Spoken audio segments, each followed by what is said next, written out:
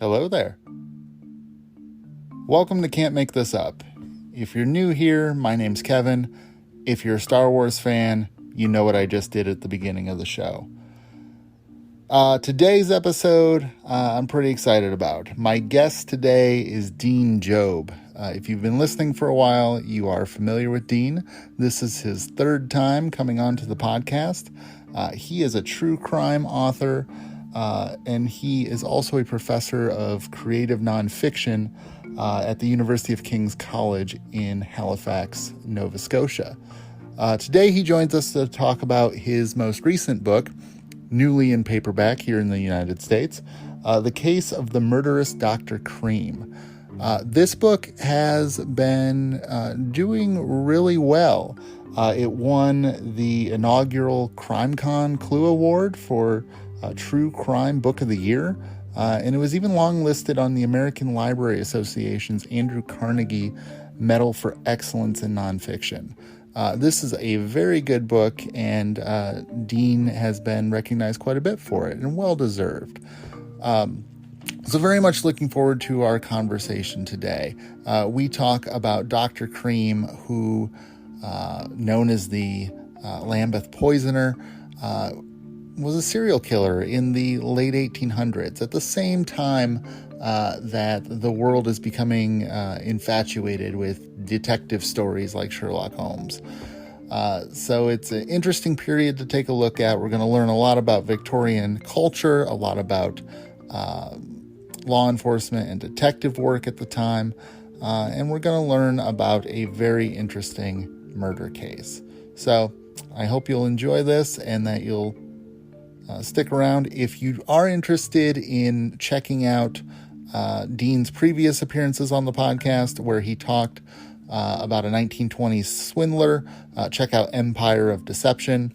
If you're interested in kind of a hodgepodge of true crime tales from Dean's home, Nova Scotia, check out Daring, Devious, and Deadly. I've included links to both of those in the description of this episode in your podcast app. So check those out if you enjoy true crime and if you like today's podcast. Without further ado, Dean Jobb.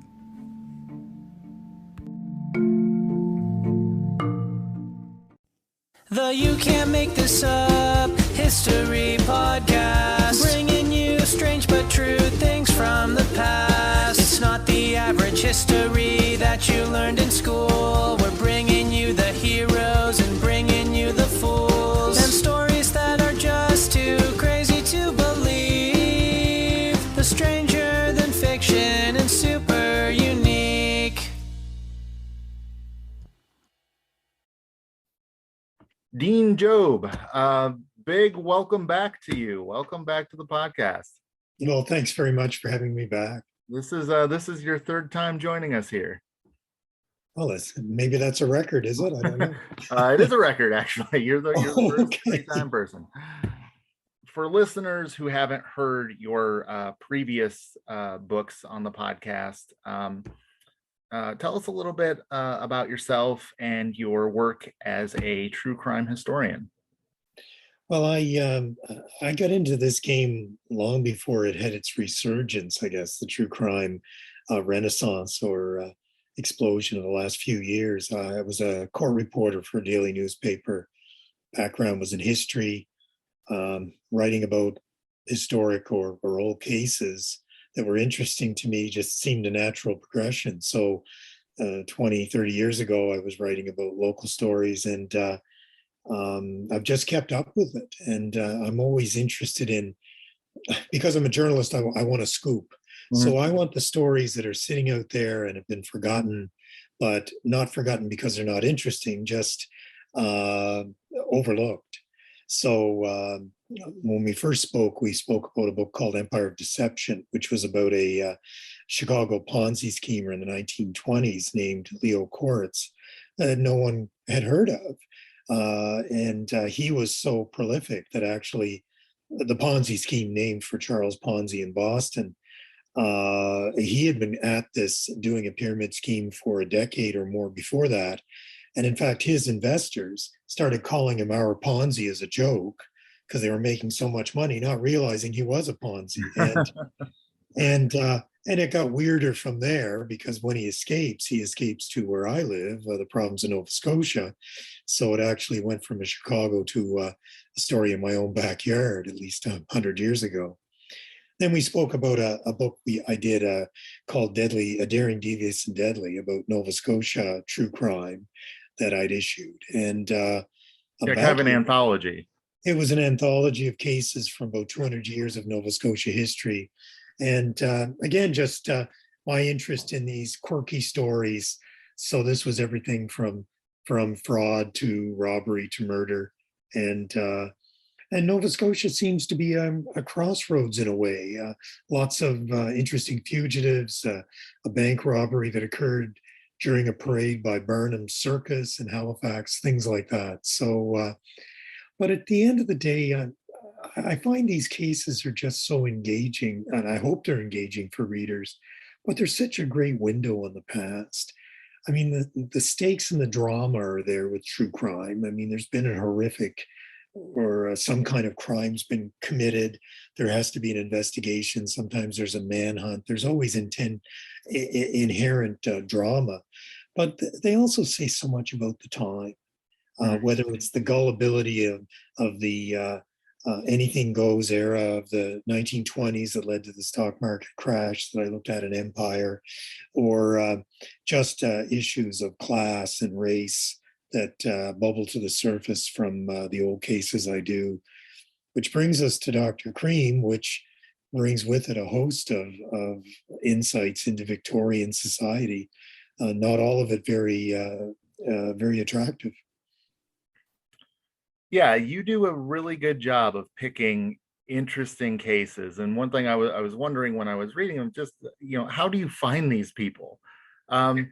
Because not to call them outlandish, but their stories are so incredible. They're these stranger than fiction true stories, and I love them. Well, I should point out they're totally nonfiction.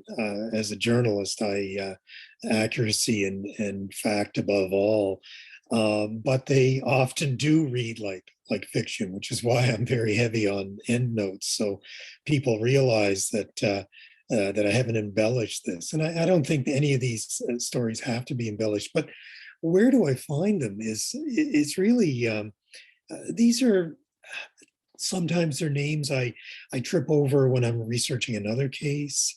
I sometimes think maybe I hang with the wrong crowd, historically speaking, that I run into some of these characters. But Cream, Dr. Thomas Neill Cream, it's just one of these shadowy, he's almost a caricature of the Victorian villain. I mean, I've got pictures in the book of him with the top hat and the smug expression. And I mean, he looks like, he looks like the mustachioed victim that would be tying a damsel to the railway tracks or something like that. Whirling his mustache. Exactly, yeah. But so I knew a bit about his case. And again, he was a serial killer in the Victorian era, and by my reckoning, and I think this is as close as we'll ever get to the truth of how many he killed, a death toll of at least 10 in 3 countries. And what intrigued me again, I guess I looked at it and said, well, so what? And the so what is usually, well, what does this mean, either to us now or our understanding of the past? And what I really thought was the best lens for looking at all of these horrific murders that Cream committed. He was a serial poisoner. So his victims died horrible deaths from strychnine poisoning. I wanted to know how he got away with it. That's why the subtitle is The Hunt for a Victorian era serial killer, because I wanted that to be the lens or the theme of the through line.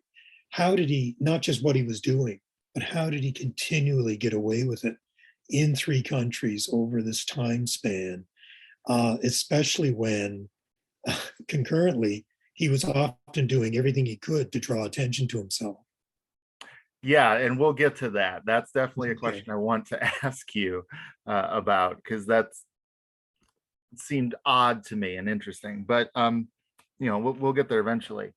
But the way your book starts was also interesting to me, because in the prologue, it starts with him getting out of jail. and that's something I didn't expect. So tell us, situate us there a little bit. Well, I start with Thomas Neill Cream emerging from Joliet Prison, Illinois State Prison in Joliet, Illinois, after serving 10 years of a life sentence for murder. This it's hard. Where do you start? Do you start at the beginning? Do you start with one of his murders? My editor at Algonquin Books, the American publisher, Amy Gash, came up with this idea. And again, it was just trying to think of where can you bring the reader into the story at a point where you can have the mystery or the, well, who is this guy? What's he been in prison for? And I was able to describe how easy it was for an ex-convict to disappear, which becomes very important to Cream because you meet him in 1891. He has already murdered at least 6 people. He's gone to prison for one. He's been acquitted at trial of another murder that he obviously committed. And other murders, even if he was a suspect, he was never charged. So you're catching him midway. But he's also about to stage, he's going to a bigger stage. He's going to go to London, England, and start preying on women in this impoverished neighborhood of Lambeth and become notorious as the Lambeth Poisoner. And he's going to kill again. So this is following in the wake of the Jack the Ripper murders. Well, that's right. And he's going to London just 3 years after Jack the Ripper. And that was an important part of the story because one of the reasons Cream was able to get away with so many murders in so many places was the idea of the serial killer was still so novel. Jack the Ripper being one of the prime examples. H.H. Holmes in Chicago, the famous The Devil in the White City, hadn't been caught yet and hadn't committed most of the murders have been attributed to him. So Cream was really one of the first of what you could see in the police reports, the press, a real feeling that this was some kind of new monster that was emerging in Victorian society. One paper, the Chicago Tribune, said, this is someone who killed just for the sake of killing. I mean, that's how novel it was. It was recognized as a new kind of murder. So yes, he comes very closely on the heels of Jack the Ripper, and of course kills mostly sex workers in an impoverished area of London, just like the Ripper had in 3 years before. So you definitely get the sense that the detective field is trying to grapple and process with this type of killer, something novel, like you said. What was the status of detective work in the 1880s and 1890s? One of the challenges I had was I'm working over a 15-year period because Cream's incarceration interrupts his murder spree. He really kills 10 people in about 5 years, all told. So I had to get a sense of what was the state of policing and detection in 3 different countries at 3 different stages of development, some of them small areas, almost rural areas, some of them big cities like Chicago. And ultimately, the best window I had was Scotland Yard. I mean, the premier, or one of the premier detective and policing agencies on the planet in the 1890s. And fortunately, thick files of that investigation are at the National Archives in London. And I was able to see almost day by day, report by report, witness statement by witness statement, see just how the police, the miscues, the missed opportunities, the failure to put murders together, and how this aided Cream. One of his first victim in London, even though it was clearly a case of strychnine poisoning, was attributed to natural causes. The next death of a woman was attributed to suicide, even though even the police said, "But I wonder how she got a hold of this restricted poison." So anyway, so luck, miscues, but it was really intriguing to see. So the policing, the detective, the professional detective was just something that was starting to come into play. And but in lockstep with that was the problem that forensics were still pretty crude. They could detect strychnine, but some of the experiments they used, I described one of them, was the best they could do to say, well, is this strychnine, is to inject fluid recovered from cadavers into a frog or a mouse and see if the death throes look like death by strychnine. I mean, it's pretty primitive forensics. Yeah, in one case, I think you said they fed part of the victim's stomach to a cat to see if the cat died. That had been done in a similar case at that time. Yeah, Yeah. yeah. And in Cream's case, I think it was frogs. Mhm. And of course, the defense lawyer was trying to make the obvious case for a non-scientific minded jury. Isn't there a lot of difference between a human being and a frog in terms of what you might see? But all of that was fascinating. But again, it was so important to underpinning and explaining my central question: how on earth did this guy get away with it for so long and so many deaths?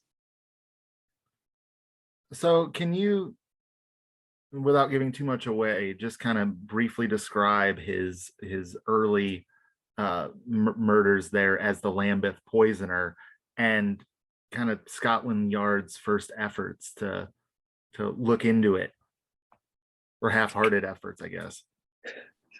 Well, hindsight is 2020, and I do recognize that as I'm going through these records.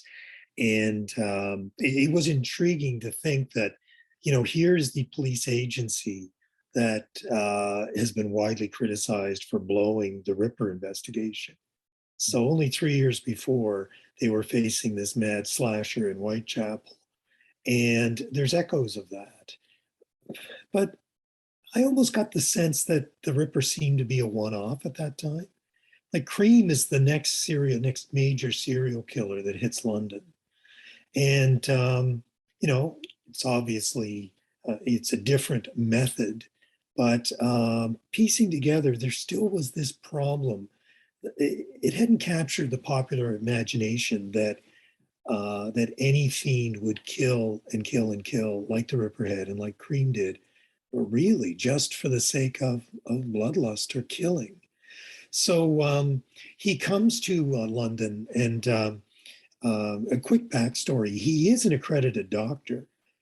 He born in Scotland, came to Quebec City in Canada as a child, went to McGill Medical School, one of the best medical schools in North America. And when he got out, started to kill women, killed his young bride, was his first victim, killed a female patient in Canada. When he was a suspect in that murder, he skipped to the United States, killed 4 more people in Illinois, eventually went to prison. So when he gets out, he has had lots of chance to hone his craft, for want of a better word. So when he came to London, he was a formidable adversary. He had figured out how to put strychnine in gelatin capsules, which were a fairly new thing, but were time release type capsule. We're used to that now. Mm-hmm. It was a new thing, especially in England at the time. But he had figured out he could disguise the bitter taste of strychnine. It's hard to get someone to willingly take strychnine, and it's hard to mask. But his medical training meant he knew this. So he starts distributing these pills to women he's selected in a ghoulish way. He certainly he frequented prostitutes in Lambeth. Some of them he selected to kill. He was a doctor. He wasn't licensed to practice, but his victims trusted him because he was a doctor. A doctor offers a pill, says it'll help with some minor malady, and the victim unfortunately trusts them to their peril. So it took Scotland Yard a long time to identify Cream, and something that had benefited Cream in the past. It also took them a long time to get their head around, and you can see this in the files. Some of the lead detectives were like discounting him because he was a doctor, and somehow that didn't register with them that he could also be the serial killer they're looking for. His status as a doctor often shielded him from suspicion. He kind of seems to consciously leverage that.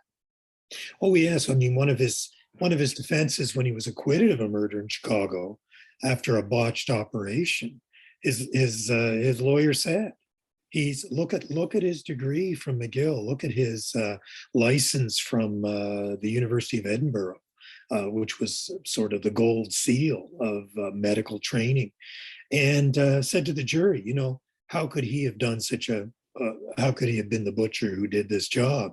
And he's acquitted. One of many examples.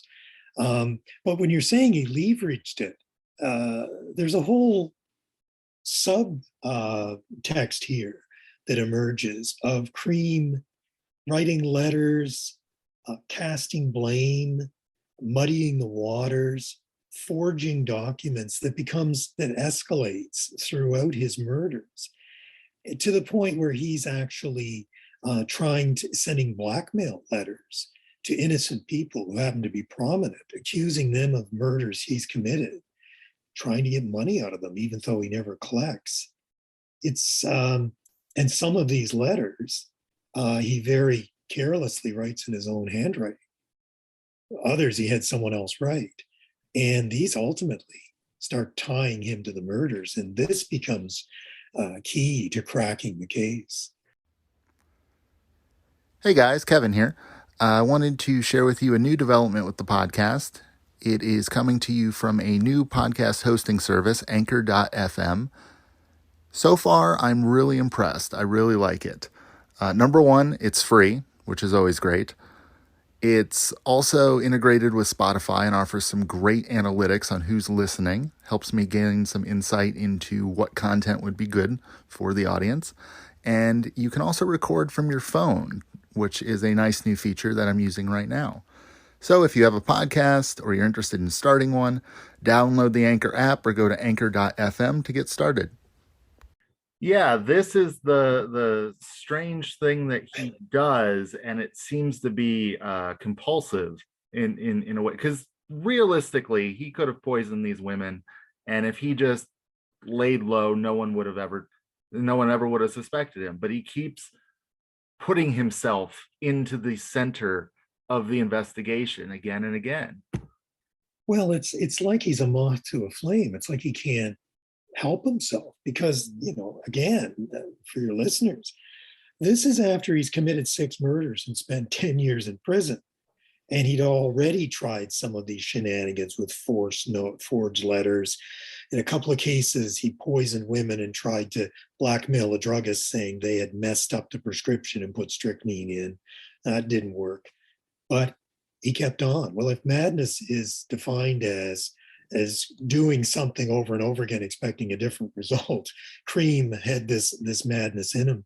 It was almost like not so much that he wanted to be caught, but he was so reckless that, and there was some speculation afterwards, one of the Scotland Yard investigators, not directly involved in the case, but a senior manager there, was of all things, and this is in the book, chatting with the trial judge and saying that, well, what would have prompted Cream? And the sort of conclusion was that he couldn't help himself. He felt he was so clever and so skilled.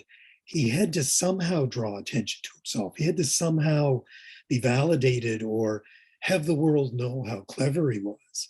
Because not only is he writing these dangerous letters, dangerous for his freedom, he even starts hanging out with some Scotland Yard policemen, going to bars and talking about the murders. And at first they think, well, he's just into the local gossip mill. But finally, finally, because Cream's final act is he kills 2 women in the same night. That really made Scotland Yard stand up and take notice. And suddenly he went from this kind of eccentric character on the edge of Lambeth's lowlife or wild side to a guy who knew too much and was worthy of suspicion. And that's when things finally turned. All right, so we talked about how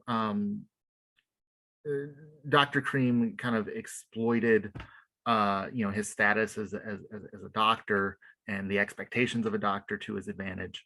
But how did he also kind of exploit Victorian society and a lot of its prejudices? Well, one of the 9 out of Cream's 10 victims were women, and invariably they were two classes really. The sex workers of Lambeth, but before that in North America, in Canada, and in Chicago, they were women who were trying to end unwanted pregnancies. They were seeking an illegal abortion. And Victorian society was so rigid about the idea of a birth out of wedlock that these women were desperate. And Cream was happy to provide this service. And so, unlike a Jack the Ripper, who's out there stalking women, Cream's victims are coming to him. They're seeking him out. They're coming to him in desperation. And he is just so cruelly betraying that trust. He's giving them what he says is medicine that would induce a miscarriage, which was a common form of attempted abortion at the time. But what he was giving them was medication laced with strychnine that he knew would kill them. So that was an absolutely appalling and chilling aspect of this story of how he abused his position as a doctor and in a sense played God. I mean, he by my research, he did have at times busy practices. He had other patients. He didn't kill everybody he came in contact with. But for some reason, he decided some of these patients, some of these women would die and some would live. And that is just absolutely sort of the most nightmarish aspect of this nightmarish story. And his unwitting accomplice in that are the attitudes of Victorian society that were so misogynistic and so close-minded about women who were desperate and desperate straits. And a lot of these women are people who Victorian society wouldn't necessarily miss. That's right. I mean, one thing I tried to do was give some dignity back to the victims. Mm-hmm. There hasn't been a lot written on Cream, not many books. But one thing, when I've seen his story retold in, say, in anthologies and things, victims' names are wrong. Victims aren't even identified. And I really tried to do some research to find out more about, the woman who was a waitress and trying to support her ailing mother back in Canada, the woman who had gone to an eye clinic and stayed on to volunteer. I mean, these were just women, single women struggling in a society where it was tough to be a single woman. Mm-hmm. And they made a mistake. They went to Cream thinking he could help them. Mm-hmm. And this became his pool of victims. So I thought that was important. And, that these weren't just, the 10 wasn't a statistic. It's, these were real people. And they just unfortunately, crossed paths with the wrong person. And, we talked about resonance to today. These are still lingering problems in a lot of ways. That's right. I mean, I talk about the Yorkshire Ripper case, where a truck driver was preying on sex workers in England. There were references in some of the police reports at Scotland Yard to the unreliability of these women, meaning the sex workers of Lambeth, mm-hmm. who the police were trying to question to find out more about victims, or this mysterious man they were trying to identify that turned out to be Cream. So you saw some of those attitudes. the idea that they, not that they deserved what had happened, but they were putting themselves in peril, and somehow this was their fault. You did see echoes of that at times. Now, being that he's a poisoner in the late 1800s, murders involving poisons, that's kind of an investigator's worst nightmare. Why is that? Well, partly because of sanitary conditions and epidemics and disease at the time. Many poisons mimicked the kind of symptoms or death throes that you might get from natural causes or disease. Strychnine is actually known for horrible, uncontrollable muscle spasms and contortions, and they're called tetanic because they mimic the signs of tetanus poisoning or tetanus.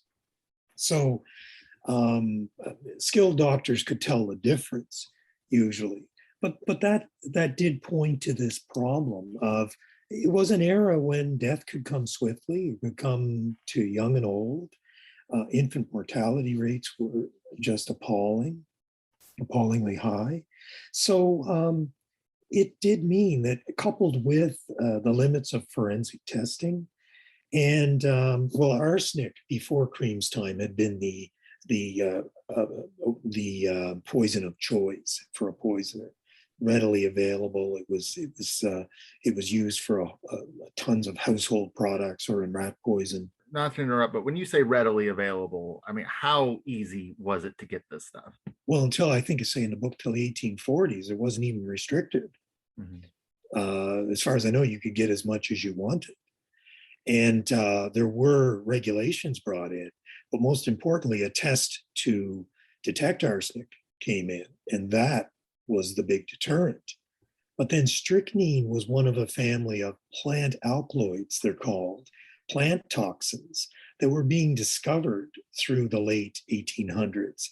And the toxin being discovered, there would be a lag before the test to identify it could be developed. So that was the kind of world that it almost became, I've seen it described almost as an arms race to figure out which would win out, who would with the poisoners. The poisoners were in ascendancy until the scientists could come up with the tests to detect what they were using. And strychnine was one of those poisons. So how does the media and the general public take to all this? You talk quite a bit in the book about how the public's becoming really intrigued with detective fiction, like Sherlock Holmes. How's the public reacting to stories in the paper about we might have another serial killer on the list? Well, an intriguing aspect of this for me was the timing. Cream's crimes in London, 1891-92, almost perfectly coincide with the first dozen Sherlock Holmes stories, which is what put Sherlock Holmes and Arthur Conan Doyle their meteoric rise in detective fiction. And in fact, in the midst of Cream's rampage, the Strand magazine publishes the Adventure of the Speckled Band story, and that's the one where Holmes says to Watson, the doctor who kills is the first of criminals. He has the nerve and he has the knowledge. And eerily, a doctor turned wrong named Cream was using his nerve and knowledge to murder people right under Conan Doyle's nose. So it all became part and parcel. But what was, and another aspect that was really interesting to me was the chasm between what detectives could do, and thanks to the sort of lightning fast deductions of Sherlock Holmes and his ability to close a case in 4,000 words, the public really got to expect so much more. To expect almost instant service. Like, why can't our detectives be more like Sherlock Holmes? And it was really intriguing for me to get memoirs of retired inspectors who had served in the 1890s and just see how much they detested Sherlock Holmes because it made their job so much harder. And one of them even said, well, it's not a parlor game. It's not, Sherlock Holmes and Conan Doyle made detection look easy, and as a result, even the most skilled detectives felt that they were being held to too high a standard. So that was part of it, but also that there was this the rise in detection fiction, but it was such interest in true crime. I mean, it was amazing for me. Again, as I said at the outset, I mean, we're in this era of exploding interest in true crime. But a quote I spotted in my research said, there's nothing that the average newspaper reader wants more than the goriest of murders with all the trimmings. I mean, that sounds like something you could write today, but that was actually in the Chicago Tribune in 1880. So for better or for worse, human nature, or at least our interest in true crime, may have ebbed and flowed, but it's not a new thing. And that was a really interesting aspect of this. I mean, when you go back to that era, I mean, this is front page news, and they didn't have court TV, but they would publish verbatim testimony of trials. And if it took 3 pages of a 4-page daily newspaper, which was typical of the time, they'd do it. And people tuned in every day to get the update. Well, that's right. I mean, the newspapers wouldn't publish it if there wasn't an insatiable demand to read it. Right. And so that's kind of, and that's one of the things I like about is seeing that the more things change, the less in some ways they change. So that interest in true crime existed even then. Yeah, you could easily picture there being a true crime podcast if podcasts were around. Well, that's right. And as I said, I mean, to think of it, if you picked up, well, do people still pick up newspapers? But let's say you log on to your news website, and there's a link to the entire testimony of the previous day's important trial in your town. That's what they, would you do that? Well, interest was such as at the time that, yeah, people would do that. We just watched 3 nonstop weeks of Johnny Depp and Amber Heard. So that's right. So what I guess I'm saying is don't feel as bad about that as maybe you thought you did. So I guess the last thing I want to ask you is, people are, like we talked about, are still fascinated with true crime and serial killers. Why do you think it is that Thomas Cream is not better known than he is? People know a lot about Jack the Ripper. They know a lot about, Ted Bundy, for instance. All serial killers. Why do you think that Cream isn't as well known? Well, I'm glad he wasn't. And again, as I said, he was this figure that I had heard a lot about and seen references to. And there've been, oddly, there've been more fiction written based on his life than there have been books of nonfiction. And in fact, there was a very good scholarly book called Prescription for Murder in the early 1990s. It was the only other major book beyond the British Notable Trials series, which he was well known enough at the time. And I quote in the book George Orwell talking about the British interest or enthusiasm for murders in the Sunday papers, and saying, there are some killers who will never be forgotten, and one of them was Cream, and ironically, Cream was. And I'm not sure, maybe the fact that no one country could claim them in a way. Canada's never really been like all that keen to claim them as one of their own sons. maybe because it's so complex. But I do see that. I see fascinating cases that I wonder why they aren't better known. I'm glad this one wasn't, but it also did with a lot of threads and a lot of information to be drawn together. I mean, I traveled to London, I traveled to spots in Canada and Chicago and a northern town called Belvedere in Illinois, where he was actually convicted in that city. It wasn't all in one place, and perhaps that's been more challenging in the past. Um, I obviously felt it was a story that did deserve to be better known, Absolutely. uh, and I really think because of what it says about the era, his victims, who are mostly women. All right. Well, your book is it's an interesting murder tale. It's interesting window into what Victorian society was like. A lot of things that I think people tend to forget how society used to be. So if people are interested in this tale and they want to learn a little bit more, uh, where can they go? They can go anywhere. It's published in the United States by Algonquin Books. It was published last year. It's coming out in paperback in July. HarperCollins Canada has published it here. It's actually being translated into French and Japanese. So those editions are coming. And so it's available bookstores everywhere and, of course, online. And people can check out my website, deanjobb.com, for more information on that and other books and links. Okay. Well, Dean, thank you so much for joining us again. Well, thank you.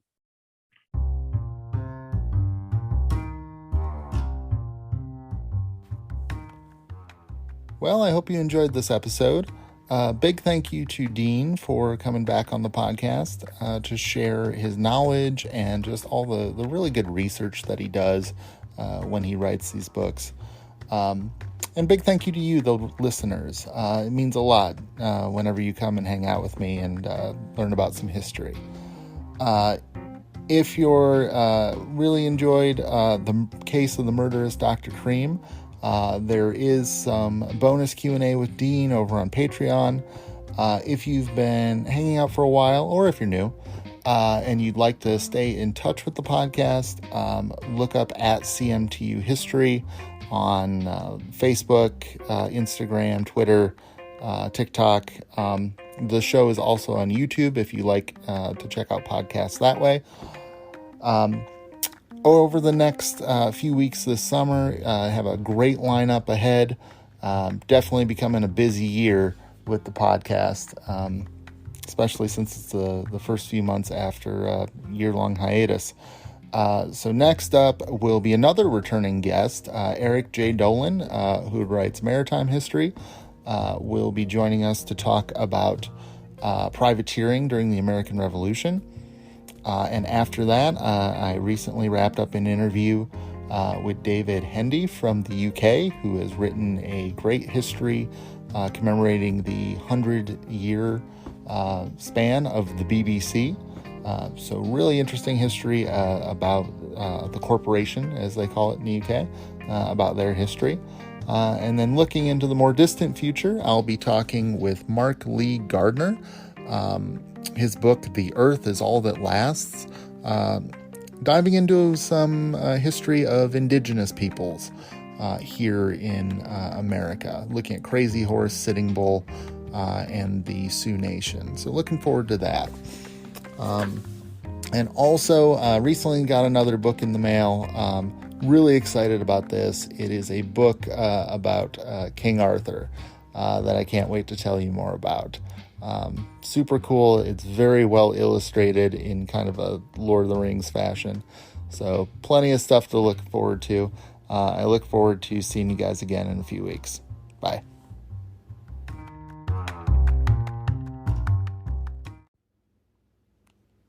Hey, and one more thing I want to mention.